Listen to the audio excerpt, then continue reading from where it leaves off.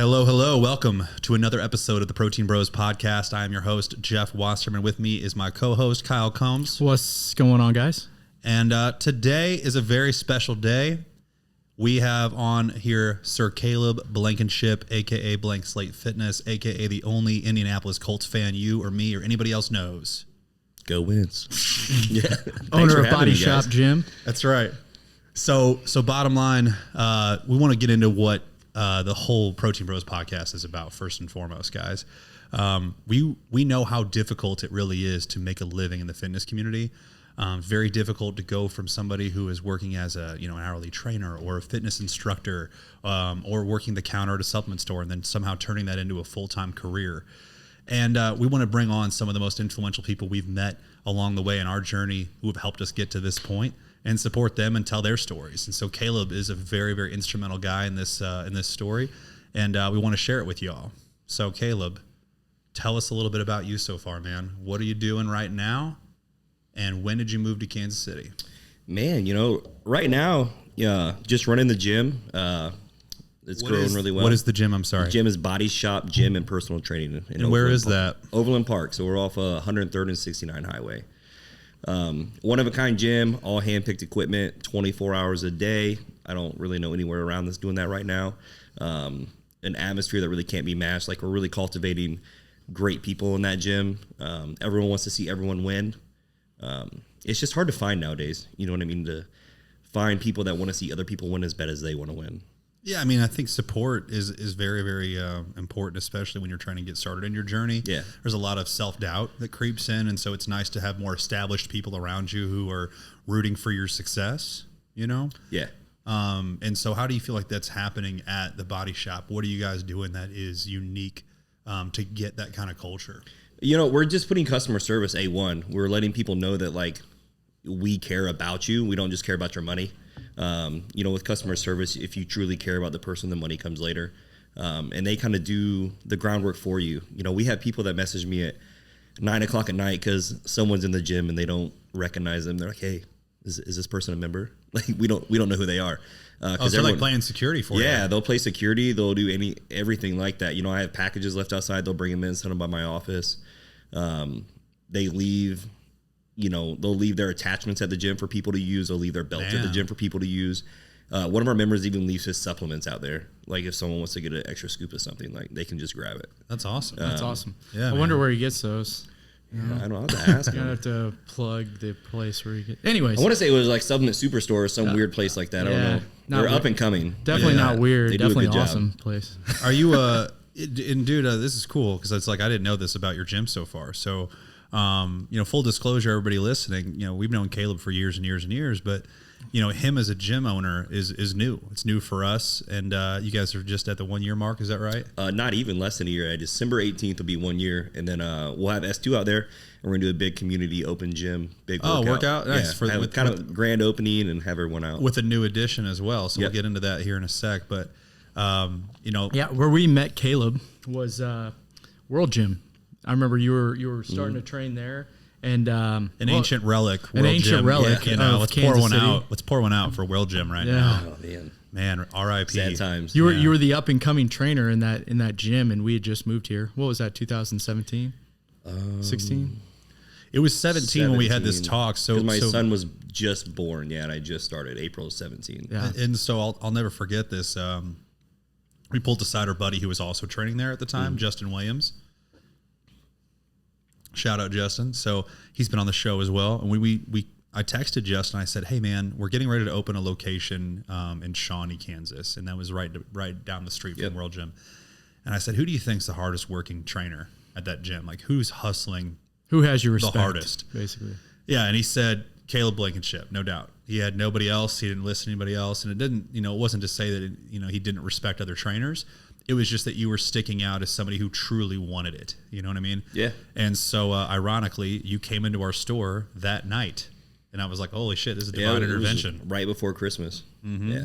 It was we had opened like a week prior. Yeah, I needed. I remember I texted. She was my fiance, the now wife.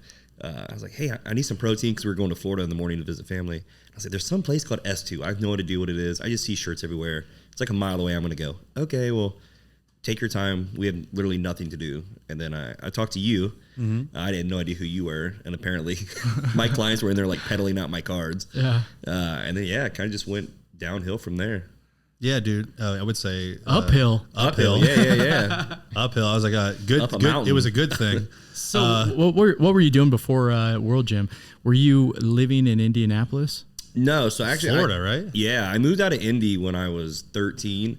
So sad that you still like the Colts. Man, then. I can't help it. I'm just a diehard man. Oh my god! Hey man, they had Peyton Manning when he was growing up. Why are we even arguing with him? Really, I really hate them because of Peyton Manning and beating us in that playoff. Well, game. and Andrew Luck. I'll never forget. It was Andrew Luck that beat you. Yeah, it was Andrew Luck. It's just you guys have been good for a long time, or not very long. We've been good for a long time, and I know what that feels like. You guys haven't been good for a very short time. You need to bask in it. It's not going to last forever. It's already starting to show signs. It's not been good so far this year. But so my parents moved to Florida, Panama City Beach, when I was like 13. It was 2 days before my freshman year. And then we moved up here. So I met my wife. Her stepdad is from Olympia, and we hated Florida. So we're looking for a fresh start. So we moved up here. And then can I ask what made you guys hate Florida? I feel like everybody wants to retire and move to Florida. So we lived in a tourist town. So half the year everything was shut down, and the other half the year there was just so many people. You couldn't Panama do anything. City, right? Yeah, Panama City. It was awful. I ran a sports bar down there. It was assistant GM at a Buffalo Wild Wings. I worked like 60, 70 hours a week. I mean, I was 23, had no life. And I just kind of got burnt out. I got really into fitness. I had done my first show, was really into it, started helping people on the side for free. And I think to be a trainer was like starting to become a goal. And Tatiana, she just basically told me to stop being a pussy and quit my job and go for it. And we did. And, I did it for a small time, and then we ended up moving to Kansas. So I realized I needed to get my certification. So I actually bounced and bartended at Wayne and Larry's in Lawrence. Keith and Tina Williams, I met them in the gym. They hired me. I worked out there for, I want to say 7 Keith Williams, months. if you guys don't know, who are listening right now, is an awesome IFBB pro. Really good dude. Yeah. No, we've been friends with them for a while. And I actually started at World Gym 3 months before my son was born. Micah Wiedner got me the job out there, put his name out for me. And I think the first week, because it was commission based only, I worked 60 hours and I signed up one client, made $6. Like, it was brutal. So talk about that a little bit, man. So obviously we have a lot of people that listen to this show that are younger, maybe wanting to become a trainer, and are probably worried about running into that same issue, which is basically not being able to find clients. I tell a lot of people when they tell me they want to be a trainer, I said, well, are you good at sales? Because people just think of it in like the fact that, oh no, I'm going to train people. I'm going to help them get stronger. I'm going to help them get, in better shape. But I said, no, you have to convince them that you're the person to do that. You understand? That's the thing with training. So what, I guess, in that beginning stage helped you flip the switch and become the guy that was like the go-to guy when it came to getting clients? Yeah. So when it started, like I knew I had good customer service from years in restaurant business. It was rough though. Like I wasn't going to wait for clients to come to me or for a management, because I needed to make money. My girl wasn't working. Like we had to make it. So I started like cold selling people, just going up to people in the gym, talking to them, offering them free workouts, and then no one wanted them. So after a week, I was like, what am I doing wrong? You weren't afraid to get uncomfortable, but you just weren't getting the result. I wasn't getting the result. And they were like, you need to stop asking and just like tell them. And I was like, tell them? Like, yeah. I'd be like, oh, you're open tomorrow at 5? Okay, I'll meet you here. And that's what I started doing. And I want to say within the first month, I think I did like $4,000 in sales. And then within 3 months, I was a top salesman. I think I hit like $10,000. And it just kind of went from there. And a lot of these people that you did this with ended up being, because here's the thing, man, like we've been doing this a really long time in the sense of sales and fitness and how that all combines and so forth. And the amount of people that I'm sure like just hated on your approach of like making people uncomfortable, or you getting uncomfortable with people. And it's like, no. Like that's friction. That's understandable. That's anybody doing something they don't normally do. But how many of those people actually stuck around with you and actually trained with you for a while? A good amount. I had clients for years. And I mean, I was getting people signed up that like, I remember I signed this one guy, Brendan, up, like we're still buddies. And they're like, Brendan signed up for personal training, like big meathead guy. And I'm like, yeah, I'm going to help him. I'm going to fix his workouts because they're not very good. They're like, okay. And, you know, it just kind of went from there, and I wasn't scared to like make people uncomfortable. Yeah. That's how you have to make it. And there were good trainers. Like there were people that had been there for 5-6 years before me. And it ruffled some feathers, but you know, you got to move up in the world eventually. If you're looking for permission from everybody, you ain't going to get anywhere. Yeah, you got to take what's yours. You know what I'm saying? And what you were talking about as far as, you know, people looking at somebody and thinking that person wouldn't want my advice, or making a story in their head as to why they don't need help. One of the absolute best things that you can do is realize that, you know, everybody's at a different place, and just because somebody's bigger doesn't mean that they're going to know more. They don't want more help. Yeah. You know, we have the same thing with, you know, people in our store, you know, smaller statured people that work in our store, or, you know, girls that work in our store giving advice to somebody who's big. It's like, you want to give that person the respect, but you also want to help them. They're in the store for a reason, you know? Yeah. And just because someone's big doesn't mean they're smart. I mean, I meet people all the time that are big, and qualifying customers can either can put you in a really terrible position where, you know, you're all of a sudden, you know, like treating them a certain way based on how they look or whatever. You know what I mean? It's just putting yourself in a really bad position. Just consider them like, you know, you'd help them like you'd help your own family member. Well, I mean, it's like we were talking before the podcast, and the people in the mall don't talk to me because I look poor. You know what I mean? It's the same thing when really I can buy what they want. You don't count people's money. Yeah, exactly.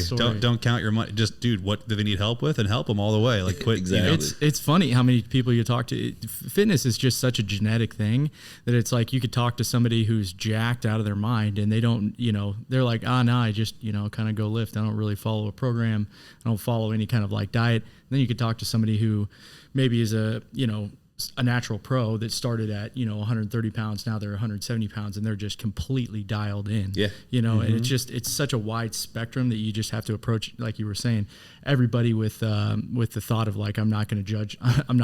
There's no preconceived notions, you know, going into this conversation. And it's funny because we don't train anybody on that, right? Like, you don't take any, like, for example, the personal trainers at your gym. You don't teach them any of that. People just do that as a human nature deal. You know what I mean? Like, you can't help but like want to count someone's money based on how they're dressed. Yeah. Or, you know what I mean? Like, it's such a judge a book by its cover thing, and you got to really throw that to the side when you're talking about sales. And I think at one point, you know, we've all had that thing where when we were younger, that we've all judged someone by the first look, but it's like, you have to throw that out. It's not even close to relevant nowadays. And that's part of what I think the world's issue is too.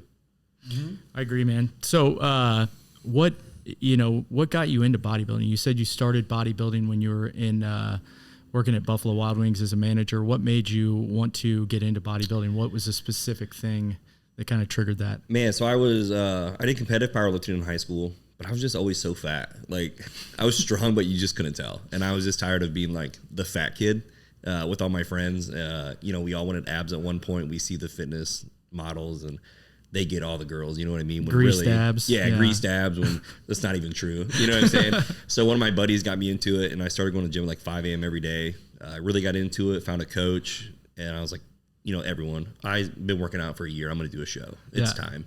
It's time. Yeah, it's time. And, you know, you get on stage, you fall in love with it, and it's just, I like the regiment. I like being on schedule. It makes my life easier because I don't have to think about what I'm going to eat. I already know what I'm going to eat, so it lets me accomplish more within my day. Yeah. So, you know, if we're sitting here working, it's like, oh, I'm hungry. What do I want? I'm going to have to order something. And we're thinking about it for 10 minutes when I can just heat up my meal and go about my business. Yeah. So, yeah, I just wanted abs. I wanted to look good. I wanted to get girls. You know what I mean? I think I was 18. I had like one girlfriend. Yeah. That was me at 30. But yeah. And then, you know, kind of find out down the road, you get noticed by dudes more than you get noticed by girls. So it kind of backfires on you. It is funny how that happens. Like, I also think that what's happened in the newer generation, Luke's generation, is that now kids, all they want is abs. They'll come into our store, or they'll be like, yeah, I want to gain weight, but I also don't want to get fat. I want to be able to see my abs the whole time. The bane of my existence. You gotta be Instagrammy at all times. Yeah, that's the thing, is everybody wants to look good on Instagram. And when I was that age, when I was 19 years old, all I cared about, I didn't care about seeing abs at all. I was like, I'm going to get to 250 or whatever. You're trying to be as gorilla thick as possible. Yeah. See, I didn't want to be like that. I didn't want to be big. Yeah. You know, I saw like Jay Cutler and Ronnie. I was like, oh, that's gross. Yeah. But I was always the big guy growing up too. And you, like you, I was the fat kid. And I'm like, dude, I always just wanted abs. I didn't care about how much I benched and stuff because no girls ever asked me that. You were the funny fat kid for all your hot friends. Exactly. So we were like the Duff, and so we're like the gatekeeper to all of our friends. All the girls talk to us about our friends. Yeah. But why can't you just talk to me about me? Yeah, I'm just, what about my life? Yeah. When do I get to matter? I have greased abs. But no, like people were like, man, but you were like really strong. You were always like a really big guy. You're like, yeah, dude, but you know how many girls ask me how much I bench? Like 0. Yeah. No one cares. They just got to look like I think right? the real moral of that story is that for the most part, when you're growing up, girls don't care how you look. It's basically how you act and how you carry yourself. I would agree with that. Yeah. For half of it, but that sounds like a kid who had a lot of girls like him. I think I'm just saying that's just the truth. that blonde hair. Who's an all-American boy growing Caleb and I were like, You guys see the bulge. Yeah. Caleb and that was I after they got in. They found out they were disappointed. I was super confident. I was super good with talking. I just wasn't. I just. When a girl likes you, like they make it known. It's pretty easy to tell. Kyle never swam with his shirt on. And sure enough, I I lose a bunch of weight in college and stuff, and it became a lot easier. Your confidence went up. Agreed. It's true. And I guess whenever I don't know. I mean, there's probably a lot of truth to that, but I think that like middle school, high school days, I don't know if it matters as much. You know what I'm saying? Because I feel like a lot of dudes, that were getting all the attention in middle school, high school, when they got like chubby or whatnot, and like at college they got like a beer belly and whatnot, they were not winning in life. You know what I'm saying? Like they didn't keep their confidence, or you know what I'm saying? I don't know. Yeah, confidence is a big thing with it, man. You got to be able to carry yourself, and I think ultimately that's what they find attractive. But if you have two confident guys and one has abs and one has a gut, I think they're going to pick the abs. I think, dude, it's girls. Thank you, girls. Caleb, at least good girls, girls that you want to attract, can see when somebody knows who they are. Yeah, right. Agreed. So when you're kind of like a high school kid and you're kind of that awkward, like you're just going through a weird stage. Girls feel that and they don't like that. Yeah, agreed. I always feel like that was probably the big thing with me is I didn't have a lot of that going on with me. You genuinely never cared what like others thought of you. You know what I mean? Like that wasn't like a big concern. You weren't like seeking validation all the time and whatnot. And you can always tell when people are doing that. Mm-hmm. So the real question is after you got these greased abs, do the ladies come? No, man, they never come. Actually, I think I got more girls in my off season when I had a gut. Yeah, I eat my wife now. Like she loves my gut, but then after I have it for about like 9 months, she's like, "Oh, I'm kind of ready for the." How does she feel about 292? She's done with it. Yeah. she's kind of over it. Yeah, she's like I was telling Kyle. Yeah, we walked up here and I was like, dude. Can we wait like 20 minutes before we record? For reference, like our podcast studio is like 48 stairs at the top. So and there's no elevator. So you just got to really make it work. Yeah, dude. But I told her how lucky she is. Like I'm like, listen, babe, like I have not a beer belly, but like I have a gut half the year. I'm a power bear. It's a power belly. Okay, power belly. Bear. And then I'm athletic for a few months. And then I'm shredded for a few months. And it's like you get to enjoy all of it. It's the 4 seasons. You get to date 3 different guys at one time. Yeah. Like how great is that for you? Yeah, you got 3 seasons. Yeah. I was 265 for like a year, and then I realized my body was just not meant to hold that much weight. You're a much bigger dude than me. You have broader shoulders. You're taller. You hold it better than I did. I was like a meatball. You could have rolled me down the stairs for real. Yeah, it still gets rough. Like my feet and ankles will hurt. My feet and ankles will hurt. Like you get up in the morning and like takes you a minute to get going. Like it's not fun, but like I had to go out and buy new clothes for this winter because nothing fits. So. Well, but here's the thing for all of our listeners: Caleb is looking like a WWE wrestler right now. He's been putting a lot of good size on him. I was once 282 for like a day, and I mean, dude, talk about rolling. My neck to like ears to like shoulders was all just like one thing. You know what I mean? Like, my like top of my head to my shoulders was just like a hot dog. It was all just like one shape, dude. Yeah. It was just like you got to do something about that. Yeah, people want to be big, but they don't want like the stuff that comes with it. Like I had to order a CPAP this weekend because my sleep's so bad. Yeah, because I'm snoring so bad. I wake up like 6 times a night. And it's because they said I stopped breathing for like 30 seconds. And then my brain's like, wake up or you're going to die. Yeah, that's not good, dude. Yeah, and it's like, you have the intimate time with your lady and 30 minutes later you're still breathing hard. You know what I'm saying? It's you even feel like a fat slob sometimes. You're like shoving in a meal and you're like, I remember 20 minutes later, you're done. When I was, really, this was basically when I was powerlifting, and all I cared about was I was trying to move up a weight class. And because obviously when you're powerlifting, the heavier you are, the stronger you are. And I remember trying to bend over and tie my shoes all the time. Like I left my shoes untied all the time. Yeah. I still do it just from the habit that I started that year, because bending over to tie your shoes is such a pain in the ass. I've lived in Crocs for 2 months. Yeah. Yeah. So your what show do you have kind of picked out you got your eye on? I don't know. I'm thinking about the Missouri State show next year in Springfield. They did Pink Muscle this year instead. I feel like are they keeping? They did Missouri? both. They did Missouri State. there. That one's usually in July because there's no local shows. So that's the closest one. Like if any of my clients want to come or anything like that. And then I think we're gonna go down to Tampa and do the Tampa Pro-Am because I'll be a super this year. And to get a lot more competition, you have to go to a lot more bigger shows. Yeah. And plus, like when we're done, like we can go to Disney World. You know what I mean? I've never been to Disney. We'll take my son. You know, we'll have just like a nice vacation. Disney in after July, it's done. dude. You just sign yourself up for hell. It's gonna be awful. Yeah. Yeah. Disney in July. It's just you ever seen The happiest place in hell. Jim Gaffigan, like the comedian, stand-up comedian, he talks about Disney. He's like, oh, let's just sign ourselves up for hell. Yeah. He's like, just imagine being at line, at the DMV, but just on the surface of the sun. Yeah. I mean, I lived there for 12 years. I kind of used to it, but it's the humidity, man. It's just totally different down there. Like, agree. It's a different people in the heat. Midwest are like, oh, this humidity. And I'm like, I used to have to take a change of clothes on date night. Like, you don't understand. That's how I feel like when we were in Arizona and everyone's like, it's so hot here. And I was like, yeah, but I would take it being just dry heat like it is out here than sticky heat that is in Florida. Man, Florida is like a swamp. It is. Literally. We went to Vegas in June for our anniversary, and it was like record highs. Like it hit 120. And I literally felt like I was in a sauna the whole day. Like my face literally felt like it was being baked off my body. It was awful. Dude, I think if anybody has listened to this and has been to Vegas, like if you go to Vegas in the summer like that and you get off, and like a lot of the flights, are late night flights, right? So I once arrived in Vegas at like 9:30, 10 o'clock at night, and it was pitch black outside. And I walk out, like the sliding doors open from the elevator, and it is legit exactly like getting into the sauna. It was takes your breath away. Legitimately. Yeah. You can't breathe. You're like, what just happened? Yeah. Like it can't really be this hot right now. And you like check your phone, and it's pitch black 105. We woke up one morning and went to breakfast. How is that possible? It was 99. I was like, oh, it feels so nice out here. So much cooler. Catch a little hint of a breeze. We sat on the patio, and by the time breakfast was done, I was like, can we please go inside? This is awful. So what's your goal as far as stage weight? If you're 290 right now, what are you going to try and get down to when you diet down? Like 235, 240. Yeah. I have a new coach this year. So I think things will be a little bit different. Who's the coach? We gotta know. So Andrew Barry, he's out of Vermont. Known for its bodybuilders, obviously. Yeah, and maple syrup. And yeah, and Ben and Jerry's. Surprisingly, it's not in my diet though, so it's kind of upsetting. All right, man. I was with the same coach for 8 years. Still really good friends to this day.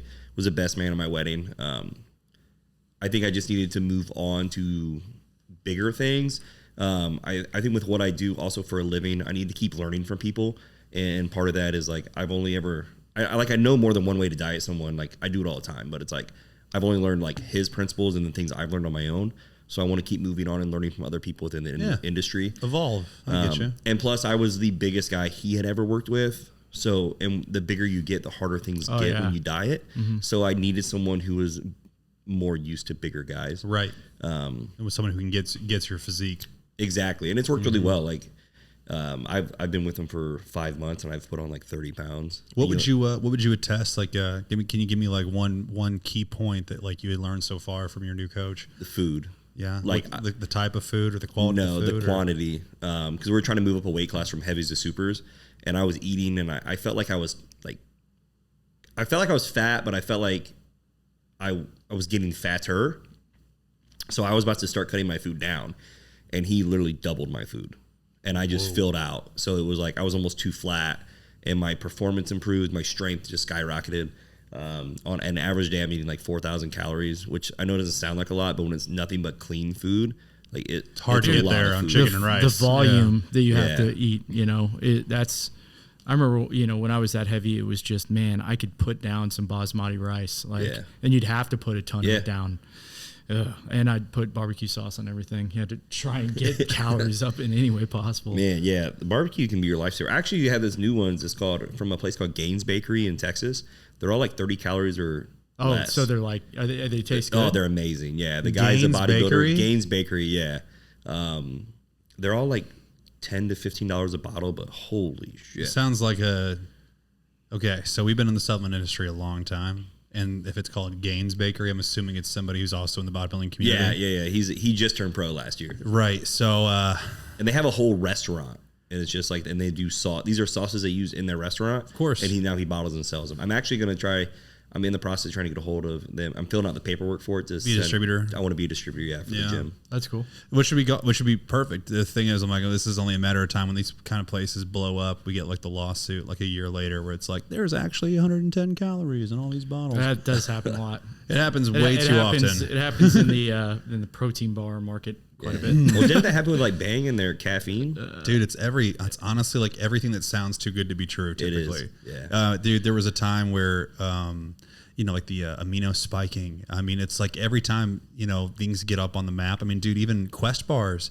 They used to have an old recipe that was awesome. Lenny and Larry's Quest bars. Yeah, Lenny and Larry's cookies. I mean, they all still have a name and they all still Icon sell popcorn. well. Dude, Icon popcorn. That was a great one. Icon popcorn was That's delicious. how you sucked me in. You gave me a free bag that night. And I was like, so good. I'm a lifer. So Icon popcorn when I comes heard out. that was wrong, I was like, well, of course. What is life? Tasted Yeah, what is life? All of us together, we can agree on this one. So it's like, dude, it's every single time in the fitness industry. Like, I remember the first time I ever tried something that was amazing. And I went to my owner and I was like, hey, dude, like, have you had these yet? He's like, give it a year or two, then we'll have to pull them off our shelves. And I was like, damn, that's like grim. Like, that guy is sad. I'm like, how is he not like psyched about this? And then, the Icon popcorn, dude, we used to literally sell like 20 bags a day. Oh, it was insane. Oh, yeah. There was a guy that was so proud to like come in and buy the popcorn and be like, this is all I take to the movies with me now. And he'd like buy like 4 bags for him and his girl. And we're like, dude, absolutely. Yeah. And in my head, I'm like, dude, I mean, I'm jumping on this bandwagon too, man. I love this popcorn.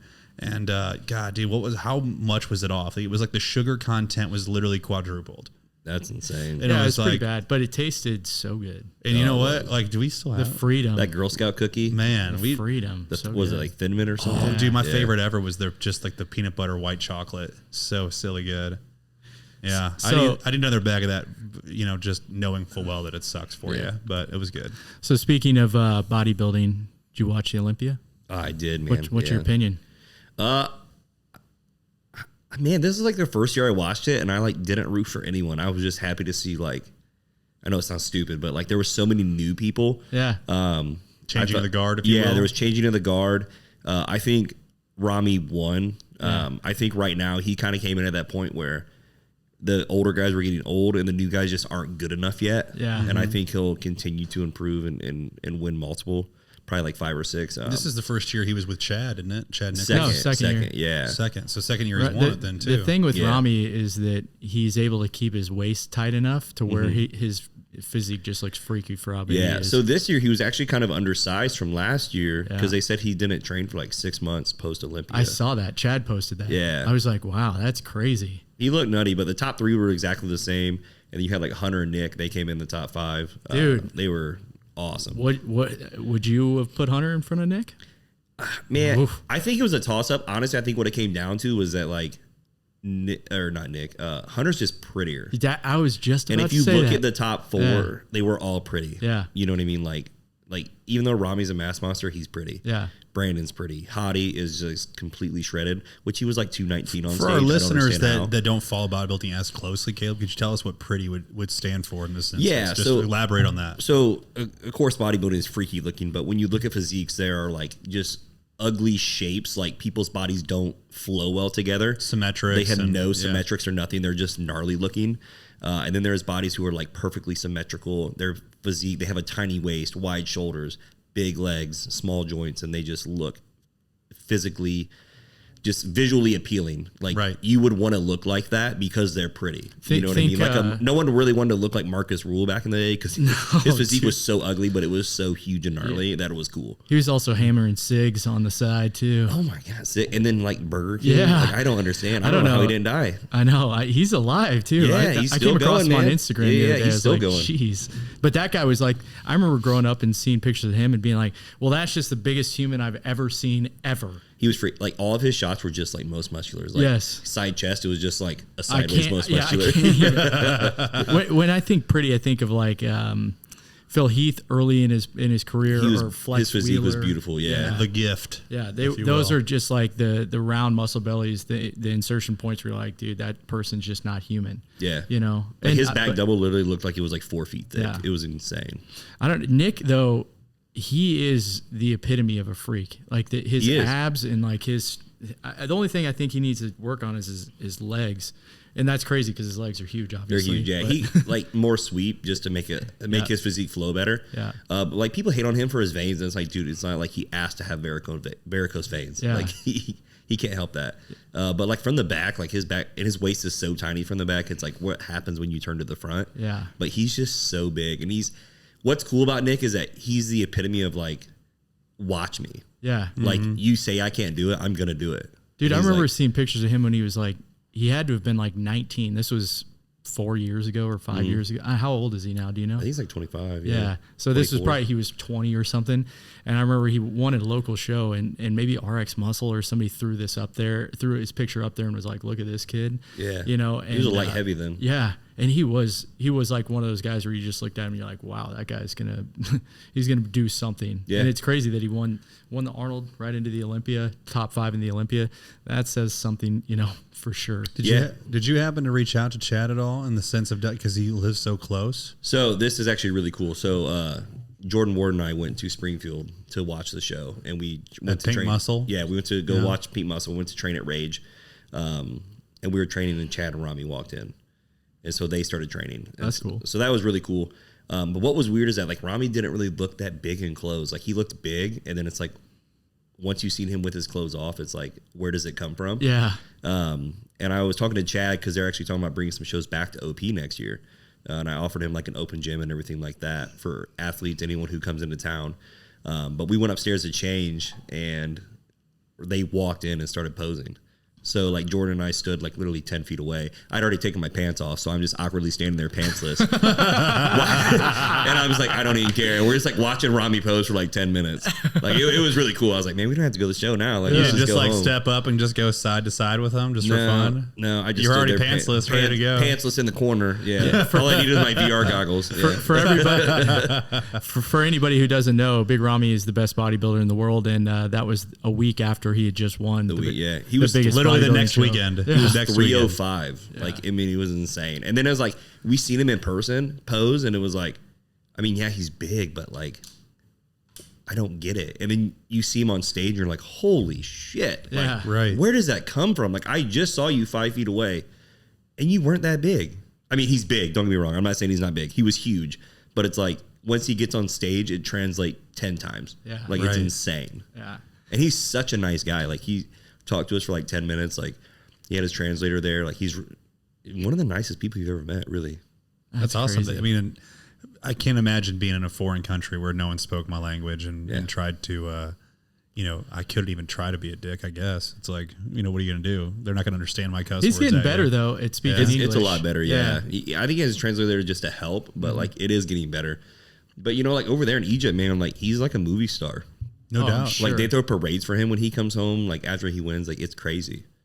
Yeah, the culture of bodybuilding over in the Middle East is kind of crazy. It's like they they have love it. Oxygen Gym. Oxygen Yeah. Gym, yeah. Is Curry still playing? Is he still training out there? Yeah, Curry's out there, Nathan Diasha, I think a couple others. I actually wore my Oxygen Gym shirt to the show. Oh, it worked out nice. Yeah. I'm sure they appreciated that. Yeah, it's crazy how they treat it over there versus like it's almost, I don't want to say it's villainized in the USA, but it's more of like the cool thing to do. Like I'm gonna do a show, but like once you get into it, like you're shamed for it. Yeah, I feel like, 80s and 90s, when WWF wrestling was really at its peak, I feel like with popular culture, it's almost like, what was that Rock and Mark Wahlberg movie? Like Pain and Gain. Pain and Gain, yeah. Like that's like, dude, like that culture of like when bodybuilding really turned on, huge, early, late 80s and all that. I'm just thinking in terms of like nowadays, it's not that it's not cool. It's that like, I guess like that fad is like, seems more like a fad or like that, I don't know, that era is like transitioned and like maybe in the Middle East right now, they're hitting it for the first time. Yeah, I mean, You know what I mean? it very well could be. I mean, back then, Like Baywatch was the most popular show overseas for like 20 years. Really? Do you know? Wow. Like to this day, like I think it might still be like the #1 show. That's crazy. Yeah, I mean, I guess it could be like in other countries, we don't know how they live, and they could just be behind the curve. Yeah, You know what I mean, Western civilization, like we've I feel like have been the #1 culture cultural leader in the world for a long time, and so it's like they're catching up. That's them like doing what we did, 20, 30 years ago, et cetera. Does that make sense? Yeah, so you're watching I know nothing. That's just my own theory. You know what I mean? Raj's parents are from India, and they're like, oh, we have to go Doogie Howser's on. Yeah, exactly, like, dude. Doogie Howser. Yeah, They're like wearing Ed Hardy and Affliction t-shirts over there right now. American Fighter. So what do you? What's your opinion on what the future of bodybuilding looks like, especially with, classic physique coming on, and they just added the wellness category. What's your opinion there? Man, I really like it. First of all, like, I think Arnold needs to go away. He complains about everything. He complains about all the open bodybuilders, and it's like, you don't understand. Like, when you complained about guts, they made a classic division, and now you're still mad about bodybuilding. Like, bodybuilding is going to be just freaks. Classic will be very pretty, and I think they'll end up adding more weight to the classic cap and like moving their trunks even more to like the old like 80s trunks, and it will be like more like classic bodybuilding. I think they're gonna have to split the division into like a tall and a short, because there's so many competitors right now that like you see top 10 physiques that like will be outside the top 10 just because there's so many people. You know what I mean? It's sad. It is. I think wellness is gonna explode. Like some of these like Brazilian chicks coming over, I mean, they're unreal. Like they look like they have Tyrannosaurus Rex legs. Like they're so big. Like it's absurd. But I'm really excited about it. I think it's gonna get more mainstream. You have people like The Rock getting more involved, some movie stars getting more involved, and I think it's going to start to pick up. I could see it on TV again one day. They used to show like the Olympia and ESPN and all that. Yeah, I could definitely see it. I think Chris Bumstead is good for this sport too. He's great, man. He's a bridge, Yeah. Like people don't understand if they were to stand next to him how massive he is, but he's still jacked out of his mind. Yeah, but he's not. People don't look at him and think, I could never be that. You know what I'm saying? Which is kind of where bodybuilding is at. And I think why some people lost interest in bodybuilding is because they're like, well, Big Rami's 300 pounds and of straight muscle, that's unachievable for me. Yeah, and for people who don't know, it's like, I mean, if you're into fitness, I don't know how you can't know, but Chris Bumstead's classic physique champion, and he's just like the all-American guy. Like, he's got nice hair, the mustache, like he's a good-looking dude. He has a lisp, but he makes it work for him. I feel like C-Bums also feels very grounded, very wholesome. He's a down-to-earth guy. He seems like a really good person. Right. He's just one of those dudes that just seems like, I could hang out with him. Yep. And like, and bodybuilders get bad reps. Like, they think like we're just all big douchebags. But a lot of times, like, bodybuilders are some of the nicest people that you're going to meet. They just want to be big.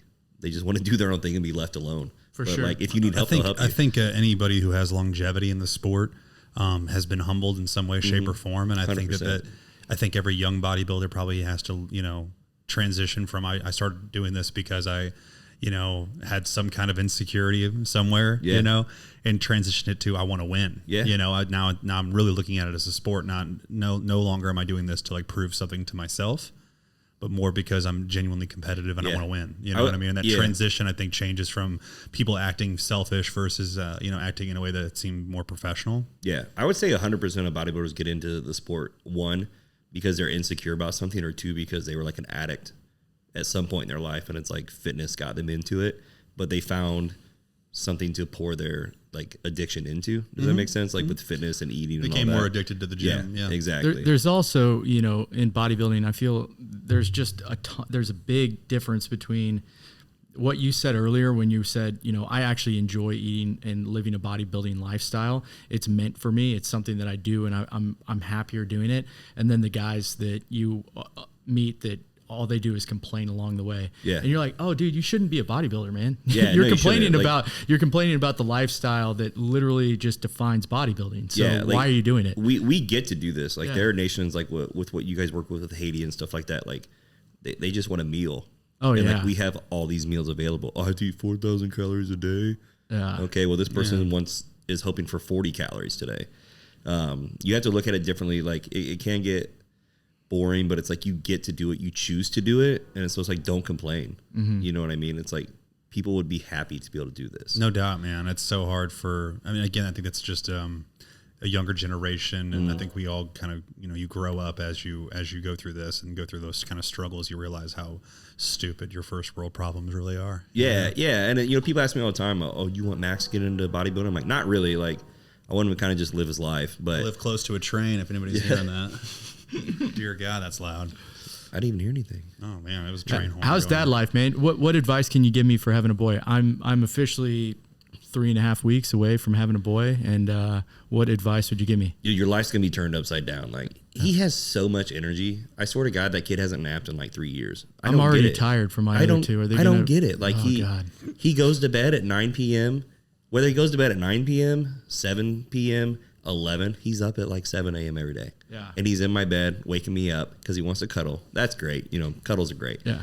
But he has so much energy. It's unreal. I've never met anyone who has his type of energy. And he wants to wrestle all day, throw stuff, constantly play, which is a lot of fun. But like sometimes you're like, that sounds very similar to my daughter, my oldest daughter. She is a tomboy to the max. Yeah. So hopefully he just kind of fits right in. Yeah, and it's like, it sounds awful, but it's like when they find like their penis, it's like, dude, stop. Put your hand out your pants. Like, stop. Get your hand. Hey, yeah. I go to the gym. I can relate with none of these things. A couple of my buddies. Sounds interesting. A couple of my buddies that I go to the gym with were like, man, you're going to have to watch where he pees. I'm just going to tell you that. Yeah. Because as soon as you show him to pee outside, it's like giving him the okay to pee outside for the rest of his life. And that's why all of us here, if we got to pee, we'll pee outside. He got out of the pool like a month ago, got out of the pool, ran over to the side of the clubhouse and peed on the side. Yeah. Teaching them young, the world's a man's bathroom. But you know what? When he potty trained, though, we were having a lot of issues with it. So I just like let him watch me go to the bathroom. Yeah. And we got him a urinal. And like as soon as he got me a urinal, he was potty trained. Because he didn't want to sit down. Yeah. Because daddy stood up. So like he just wanted to stand up. See, that's the piece of advice I was looking for. Yeah. Kids want to stand up when they I need a baby urinal. All right. They're great, awesome. Man. What I was going to talk about today, most importantly, dude, because we didn't even get into this at all yet. And once we started getting on a tangent, we just got to take it. We're going to talk about bodybuilding. Let's take it all the way.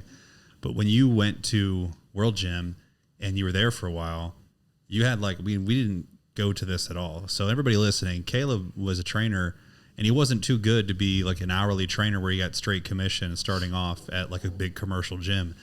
And that's what I want everybody to understand, because no one really wants to say they start off doing that, but everybody has to start off doing that. Yeah, you have to. There's no way about it. How you gonna get clients if if no one knows who you are? And so, man, the amount of people, the amount of turnover in the beginning for trainers is insane. It's like people working in insurance or something. It's just like 1 in 15 last. And it's because of that friction that we talked about in the beginning. And so I really want to make sure that we don't just jump over or skim over what you did to go through that friction. And that part right there is by far the hardest for most people starting off, is understand that you're, 1, going to be told no. 2, you're going to be uncomfortable. 3, it's going to take a long time to build up a book of business that can support you full time. And if you're working at a commercial gym, you're lucky, because that commercial gym is bringing you leads that thousands. Unbelievable daily amount of leads that you never thought would be so hard to get until you're on your own. And Caleb, I know you had to learn this the hard way. So you exited World Gym after it turned into Genesis. Is that right? Yep. And I'll let you tell the story, and it wasn't like a fun exit. You know what I mean? Like, it was brutal. And I even knew the GM at the time, and they were like, man, it was just tough on everybody. So Genesis buys out World Gym, as they do everybody in town. And once they bought them out, they basically told all you guys what? So the way we were told, I actually confronted our GM at the time, because I'm like, hey, man, I heard this is happening. He's like, it'll never happen. You told me that, yeah. It was like a week before it actually happened, too. I talked to Wade. It's not happening. I'm like, all right, well, I'm just telling you what I'm hearing. And usually when I hear something about them, it's true. Was this Trevor at the time, or Jamie? Jamie, yeah. So like a week later, they call a meeting, and we show up, and it's like just kind of like I don't want to say the important people, but like the mainstays within the gym. And there was people from like the other gym, because their World Gym had 2 locations. Right. So the North Kansas City location was there, and there was too. about 20 of us. And Wade walks in, and Wade's the owner of World Gym. The owner of Worlds walks in, and like 20, what's the name of the Genesis owner again? Rodney? Rodney Stevens. Rodney Stevens and about 20 of his employees walk in right behind him. And so right then he starts to give a speech. I'm like, why are you even talking? Like, we already know we're sold. Well, you guys mean a lot to me. Like, no, we don't. You didn't even tell us. And right then they took over. At first I was like, all right, I was about it. You know, I wasn't allowed to have a beard. I could have a beard. I could wear a hat. We were going to get a hack squat, which I was pretty pumped about that. And then, I was like, you know, is pay going to stay the same? Because that was a big deal for me. You know, my son was like 6 months old at the time. And Tati wasn't working still, right? Tatiana still wasn't working. We were making it, but like we didn't have any money in there was no cushion. Discretionary income. Like we could actually go to dinner and a movie, but like there was no like saving money. Sure. And at the time, actually, yeah, I think she did like one thing a week in the nursery just to like get out of the house. Right. And they were like, yeah, you know, pay's going to stay the same. And I was like, as long as pay stays, like I'll stay. And then they hand us this paperwork and literally right then I'm like, well, what is this? And they're like, oh, it's your new paperwork. I'm like, this is W-4. Like we're 1099. Yeah. Pay's staying the same. This isn't the same. Yeah. Like I'm about to lose thousands of dollars a month. Like I can't make this. And they were like, well, you know, think it over the weekend, blah, blah, blah. So we went downstairs. And at the time, a lot of people don't know this, but like Tatiana and I were in a rough patch in our relationship. And so this happened. And I had so many people asking me questions that I didn't even go to her. And because she was there at the time working. And then, you know, that kind of caused a rift because like I didn't even go talk to her. You know, I was just like answering questions. I was getting bombarded left and right. Everybody's coming to you like members, you're saying, like members, your clients. Yeah, just like what's going on here, you know, and that God, it's such an awkward time for everybody. Because for people that don't know, like I was a trainer that was there all day, every day. I talked to everyone. Everyone knew who I was.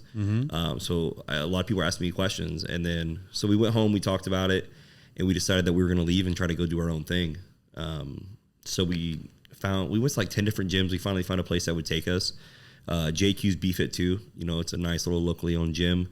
They have a little cross training facility and they have a side where they rent out to trainers. I put in a 30-day notice. Jamie told me I was a fucking moron. Sorry. No, you're all good. And that I would fail in 6 months. And I was like, all right, man, well, you know, I kind of got to bet on myself here. And we left. And so I was working it out. You know, I was about to like get all my contracts canceled, and I was in the middle of training a session. It was actually, you guys probably know who she is. I won't say her name though. I was training this girl, and Rodney comes up to me. He's like, "What are you doing here?" I was like, "What does it look like I'm doing?" Like, I'm training this. I'm in the middle of a session. Yeah. He's like, "No, you don't work here anymore." And I was like, "Yeah, I do." He's like, "No, you don't. Go clean out your office and you can leave." Because you put in your 30-day notice. But this was like I worked for like 3 more weeks. Right. So I had a whole nother week. So I was finishing it up, finishing out clients. And yeah, they followed me to my office with a box, escorted me out, left. Like, of course, I was butthurt at the time. You know what I'm saying? I mean, it was just, dude, you put so much. I mean, you went from knowing nobody to being like an ambassador for the gym where everybody came to you for stuff. Exactly. And like, dude, that was your family. Like, dude, I can relate with you 100% on moving to Kansas City. I knew nobody. It was like all through work. And your identity, you know, was with that gym. And they just pull it out from underneath you and treat you like, dude, the level of disrespect must have just, I mean, like, I don't know if I'd have been able to swallow that. Like, I might have been going to jail. It was unreal. And like, I was so mad. And at this point, it wasn't even just like a box of stuff. Like, it was like my desk. I had apparel. Like, you remember, guys, I used to sell apparel like crazy out of my office. Supplements. Like, I had like 3 or 4 boxes worth of stuff. And I came home and I was like, she's like, what are you doing here? I was like, I got fired. And like, we just didn't know what to do. Dude, I remember, man, that was just such a hard time. Yeah, I called you and I was like, and then long story short, like a couple of days later, they locked all my people into extended contracts. I didn't have a single client. I went from 60 sessions a week, which was really good money, to I think 2 sessions because one guy was able to like pay his contract and pay me again, which I mean, I understand not a lot of people can pay double personal training contracts. You know, PT isn't really cheap. You know what I mean? It's an Certainly investment. Not, yeah. Yeah, man, I was in a dark spot for a while. It was really hard. Dude, the hardest, I mean, like, guys, like, I can't express this enough. Like, there are not a lot of trainers or people in fitness that I know that would have been able to do what Caleb did, which was he legitimately had to start from scratch. He knew that he knew how to train, but he didn't have any form of system to put in place on how to sell himself and his ability to get others to get in shape and motivated and obviously be there for him, et cetera. Yep. And all the people that you had built all your reputation with were locked into contracts. And so you really just had no bucket to even piss in, and you had nothing to even like show yourself any kind of like proof that you can do it on your own. Nothing. Because you had no, history of it yet, right? No. Like 5 online clients or something, maybe? Yeah. I mean, no, all my online clients were through the gym. Like the week prior, I had 8 clients in a show. I mean, I was crushing it. And then they were like, oh, we're going to follow you. We're going to follow you. We're going to follow you. And you leave. Ain't nobody following you. Yeah. And it's like, I went from being the man to like being the mud. Like I went from being everyone loved to like, we don't care about you, and I went to a show a month later and everyone turned their back to me. I was like, all right, cool. It's going to be like this. Like, we'll see. And then it was rough. I remember laying my head in Tatiana's lap, and like crying. Like I literally thought I was done. Like I didn't know what else to do. Cause you got to remember I had to start over at a gym that had 0 foot traffic. No, there was no, I mean, the opposite of a corporate gym. It was a little boutique gym. Yeah, it was a boutique gym. The members that came there already had trainers. They were already, locked in with someone else. Like I didn't know what to do. Shout out to JQ because they gave you a sweetheart deal to get started, right? An amazing deal. Like I told him I didn't know what I could afford. He's like, pay me this much. And then once you get busier, pay me this much. And then once you're like at your limit, just pay me this much, which was like, I almost felt bad. I felt like I was like stealing compared to what I was paying at a corporate gym. And, we found this little app called Thumbtack that came with like paid leads. And we exploded. Like, I think I tripled my business in 1 week. Like it was overwhelming, the amount of people that came in. And then, you run into your secondary problems. Like, well, how do I collect payments? So I get the Square POS, and then I'm collecting payments every week when they come in. Well, then they can just not show up, and then I'm out money. Okay, well, now I need a contract. So I get a contract, and then they quit, and it's like, well, what the hell? I mean, I don't have anything to even hold them to the contract. Like, you know what I mean? So then you start requiring cards on file at all times. And this is all, dude, everything he's talking about, guys, is growing pains. Every single one is like, I didn't know this was an issue until it became an issue. You didn't, yeah. You know what I mean? Like today, we're planning this big community workout thing through Supplement Superstores, and we're giving everybody the address to go to this big workout. It's going to be a track and field, right? I'm like, I don't know if this address is really going to take me to the track and field. So I went and drove there, and I was like, oh, it took me to Park University, but not the actual track and field. I'm like, all right, well, this is going to be a huge problem. Like, we're trying to get like 500 people to go to one place. I'm like, well, looks like I'm gonna have to come up with some different directions because you know what I'm saying? Like you're just like, you don't know shit's gonna happen, guys, until you have to start. That's why, Nike's phrase, just do it, is the greatest advertising tagline of all time, because you're not learning anything doing nothing. No, you're not. And it's, man, you just have to learn the hard way. You know what I mean? Unfortunately, and it's awful. But the hard way is actually the easy way. Is the easy way, yeah. And like, in your head, it's like, I don't understand this. Like, I'm an adult. Like if I say I'm going to do something, I'm going to do it. And you slowly realize not all adults are like that. Yeah, they're going to drag that lesson out for years and years and years. And we always say this in our company: pay now or pay later, but you're always going to pay. You're always going to pay, man. And just pay now. Do the hard shit now. It worked out. Within, I want to say 8 months of being there, we got so busy I was able to hire a trainer. She still works for me for this day. She's actually the manager of our gym. She just got promoted. And we worked there for 2 years, and we started kind of planning our own place. We got tired of, well, not we. She didn't pay. I got tired of paying other people. And, no offense to anyone that does this, but I was about to turn 30. I had to think of a way that when I was 40, I wasn't going to be waking up at 5 a.m. to go train clients. And if that's what people like to do, that's your thing. I don't want to wake up that early. Yeah, your goal was to not sleep have till 8. 8. Yeah, dude. You know what I'm saying? I think everybody's crazy if they're not working towards some kind of freedom, some kind of financial freedom to wake up when they feel like it. Yeah, freedom to work out when they feel like it. Yeah, and that's what you wanted. And I remember my mom asking me, like, when we broke the news to everyone that we signed the lease on our first spot, and she's like, "Well, what's Plan B?" And I was like, "What are you talking about?" Amen, dude. Well, that's like crazy. If this fails, like, what do you do? And I was like, I mean, to have a Plan B means you think Plan A is going to fail. Like, we won't fail. Well, what if no, we won't. Like, there's no. Yeah, you don't understand. Like, I'm not ever going to plan for that. There's no what if. Like, it's not going to happen because we don't have a choice. Like, we poured literally everything we have into this place. We have to make it. Yeah, if you're going into a business thinking what if, you probably shouldn't open that business. You should not. Yeah, just stop. Yeah, I dude, mean, I'm just that just boils stoked down for you though, man. I'm just so stoked for you because I remember those conversations, and they were difficult for me to hear in the sense of hearing like how down you were on yourself. And I remember I went and trained with you over at JQ's a couple of times, and it was just like, you know, trying to help you any way I could as far as advice goes. Man, I hated life. You know what I mean? I was depressed. Like, it takes a lot for like a full grown man to like cry in his wife's lap. And, you know, I think that's what's so important. And shout out to Tatiana. Like,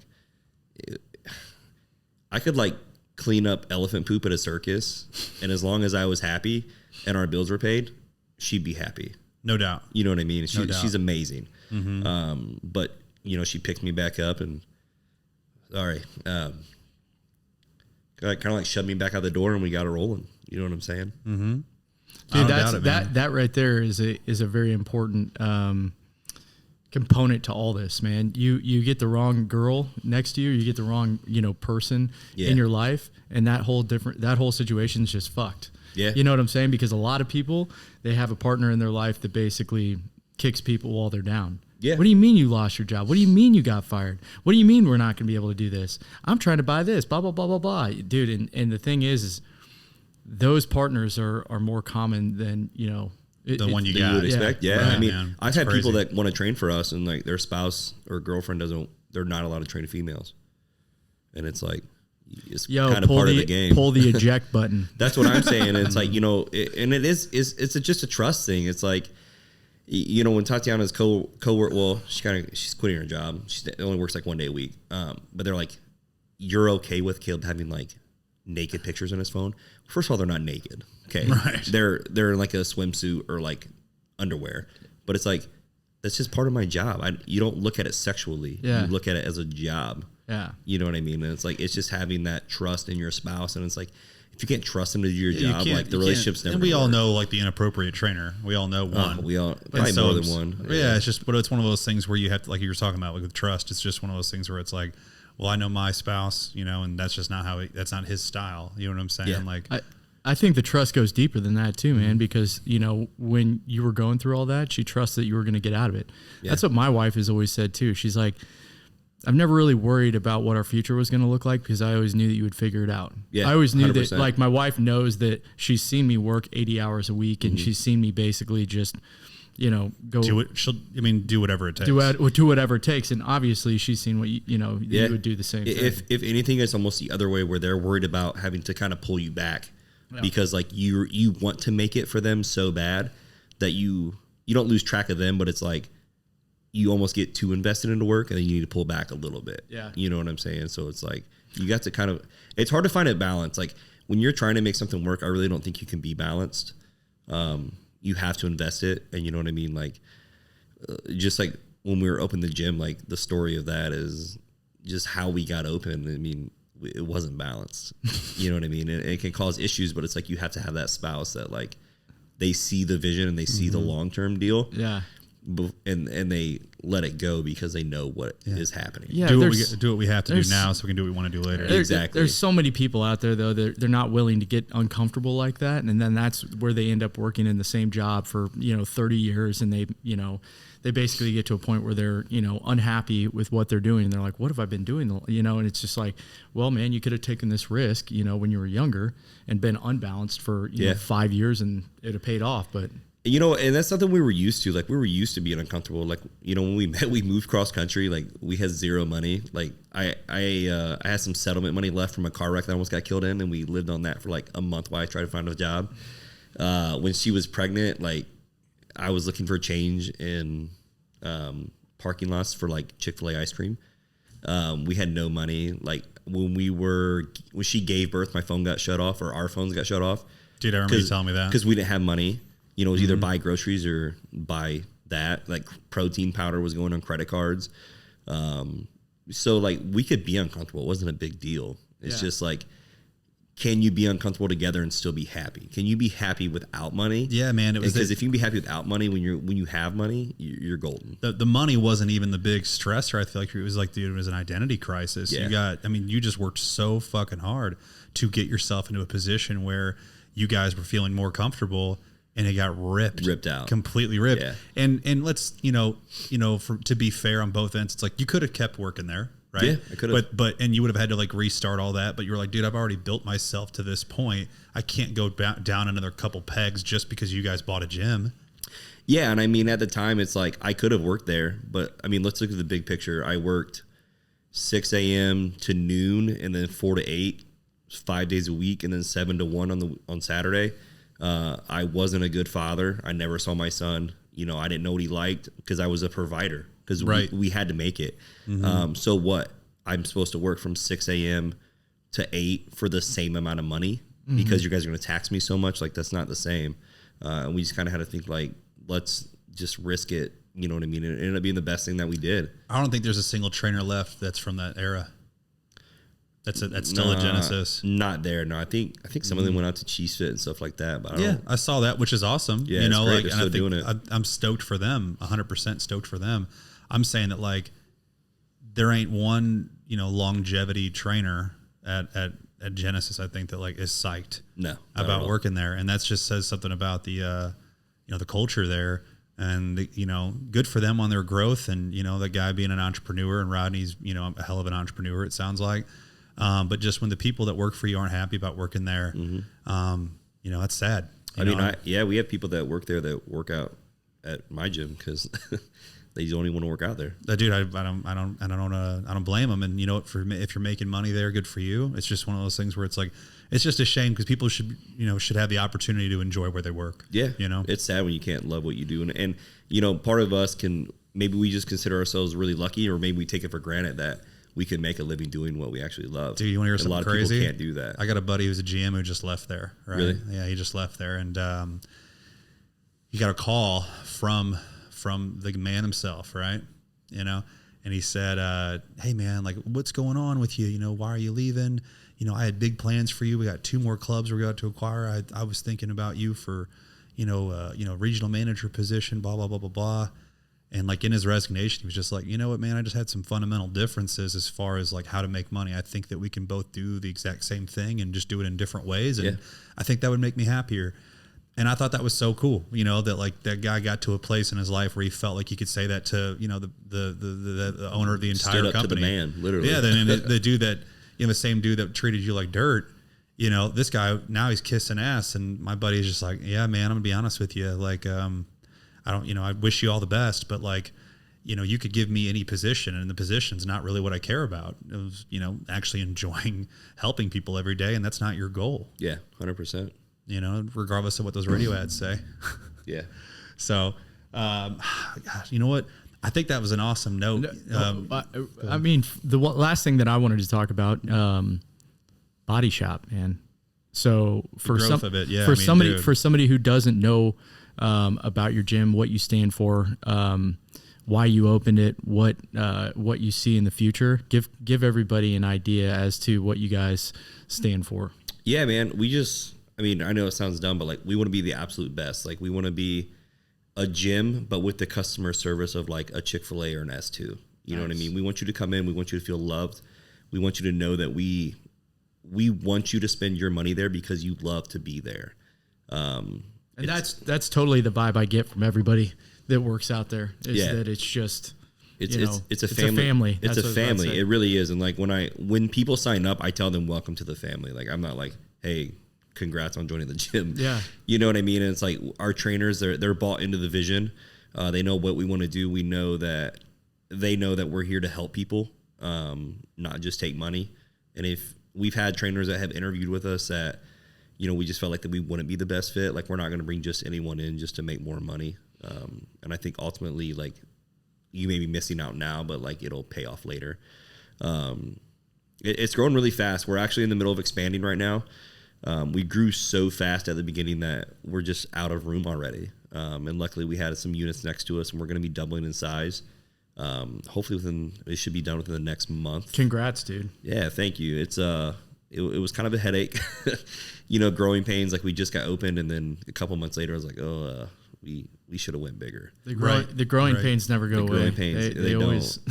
Sometimes you bite off more than you can chew, but most of the time, if you have the attitude like you have, like you're doing just fine by biting off a lot. And we're really blessed. Like we don't advertise, and I think that says a lot about the type of company that we are. Is that we don't advertise, and we've grown as fast as we have.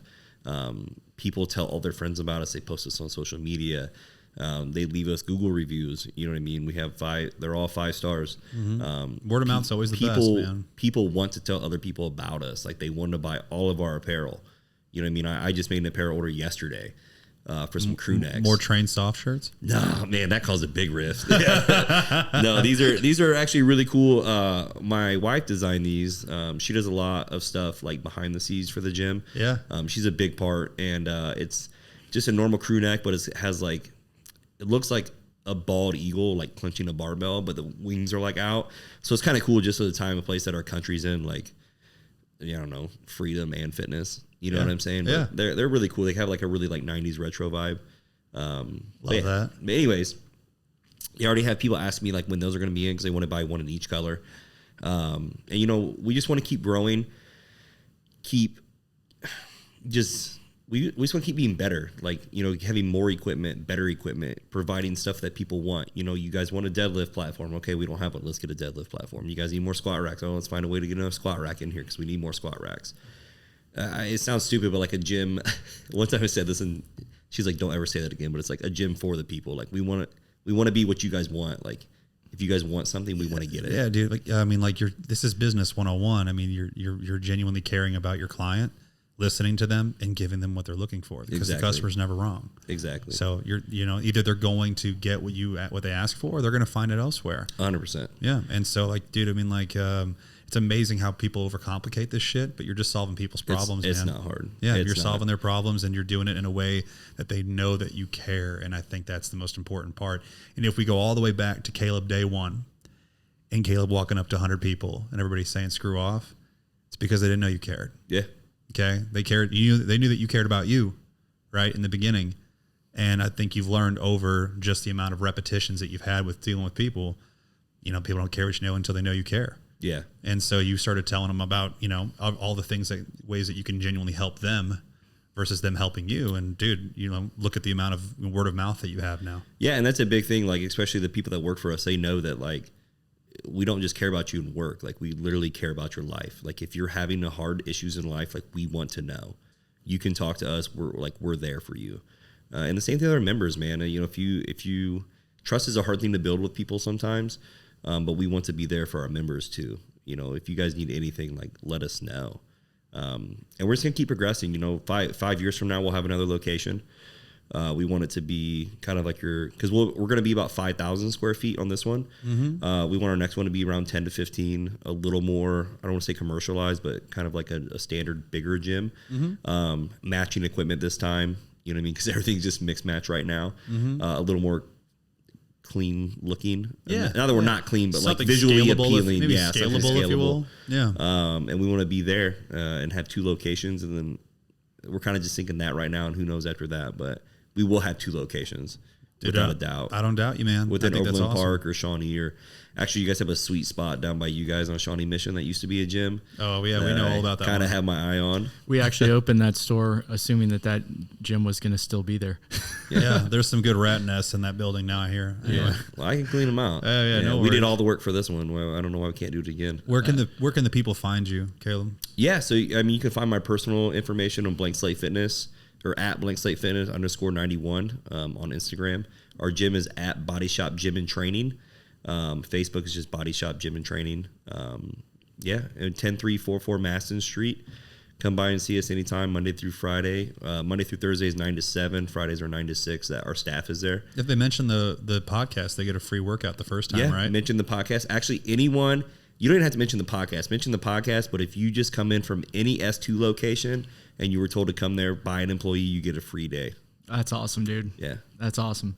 Dude, it was good having you on, man. I appreciate you coming and doing this. And like I said, I'm excited for the growth of the Body Shop. I'm excited that, you know, you've kind of turned things around from where you were at World Gym. It's been awesome to see, man. Yeah, no, thank you. I appreciate you guys having me. You know, I remember that one of the first times I met you guys, we were in the back talking in the Shawnee store, and you guys told me that, like, you're with us and you will make it. Yeah. Like, we don't bring people in that won't make it. And it's like, you guys believed in me and I believed in you. And, you know, I have one gym. You guys have what, like 7 locations? We're working on 7. Working on 10, right? Working on 7. Working on So 7 it's and like, 8. It's just nice to see that we've both grown and done really well together. You know what I mean? Yeah, that's the whole purpose of this podcast, guys, was no one can do this shit alone, you know? And so it takes nothing but support. And like I said, you got to really root it for everybody. If you really want to win yourself, you got to really root for everybody else's success as well, because success is not something you can do completely by yourself. You have to root for it for everybody else, or else you're not going to get it. You got to have other people, man. And what you put out, you get back. Amen. You know, if you just wish evil upon other people, like, it's going to happen back to you. No doubt. You got to put out the good in the world that you want to receive. That's something I genuinely believe in, and so I think that, like I said, it never surprised me that you were doing well. You know what I mean? Thank you. So, you know, it's not just me. I got a great team behind me. If you guys, yeah, absolutely, man. I know you got some really great people in your corner. I love Jordan Ward. Jordan, if you're listening, I love dude. Jordan I love too. Tyler. I love Holly. You know, I love Tati. Great, yeah, I mean, you got a great team. So, if you guys got any value out of this podcast, I really hope that you guys can share it for us. Please continue to share it for us. Tell your friends about it. Find us on Instagram, Facebook, Spotify, YouTube. I mean, anywhere you listen to podcasts, you'll be able to find Protein Bros podcast. And appreciate you guys taking the time to listen.